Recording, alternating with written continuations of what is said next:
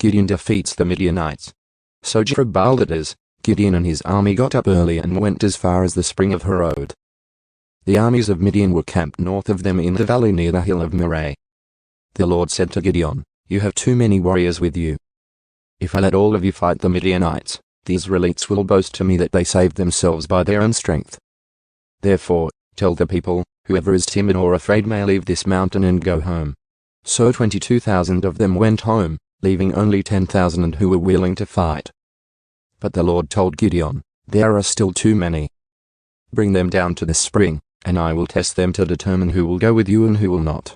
When Gideon took his warriors down to the water, the Lord told him, "Divide the men into 2 groups. In one group put all those who cup water in their hands and lap it up with their tongues like dogs.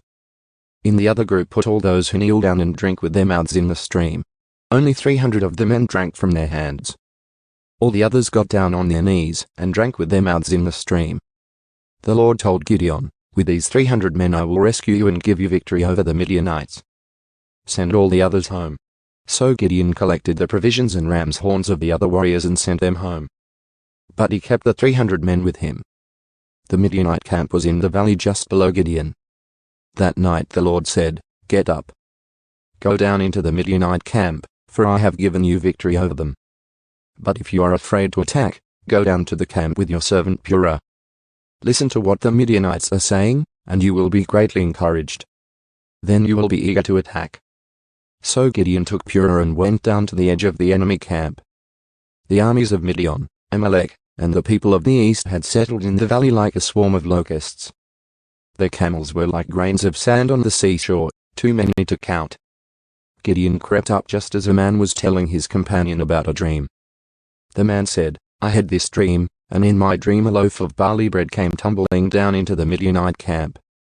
It hit a tent, turned it over, and knocked it flat." His companion answered, "Your dream can mean only one thing. God has given Gideon son of Joash, the Israelite, victory over Midian and all its allies." When Gideon heard the dream and its interpretation, he bowed in worship before the Lord. Then he returned to the Israelite camp and shouted, "Get up. For the Lord has given you victory over the Midianite hordes." He divided the 300 men into 3 groups and gave each man a ram's horn and a clay jar with a torch in it. Then he said to them, "Keep your eyes on me. When I come to the edge of the camp, do just as I do. As soon as I and those with me blow the ram's horns, blow your horns, too, all around the entire camp, and shout, for the Lord and for Gideon." It was just after midnight, after the changing of the guard, when Gideon and the 100 men with him reached the edge of the Midianite camp. Suddenly, they blew the ram's horns and broke their clay jars. Then all 3 groups blew their horns and broke their jars. They held the blazing torches in their left hands and the horns in their right hands, and they all shouted, "A sword for the Lord and for Gideon." Each man stood at his position around the camp and watched as all the Midianites rushed around in a panic, shouting as they ran to escape.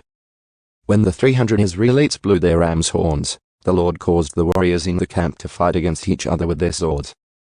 Those who were not killed fled to places as far away as Beth-Shittah near Zererah and to the border of Abel-Meholah near Tabbath. Then Gideon sent for the warriors of Naphtali, Asher, and Manasseh, who joined in chasing the army of Midian. Gideon also sent messengers throughout the hill country of Ephraim, saying, "Come down to attack the Midianites. Cut them off at the shallow crossings of the Jordan River at Bethbara." So all the men of Ephraim did as they were told. They captured Oreb and Zeeb, the 2 Midianite commanders, killing Oreb at the rock of Oreb, and Zeeb at the winepress of Zeeb. And they continued to chase the Midianites. Afterward the Israelites brought the heads of Oreb and Zeeb to Gideon, who was by the Jordan River,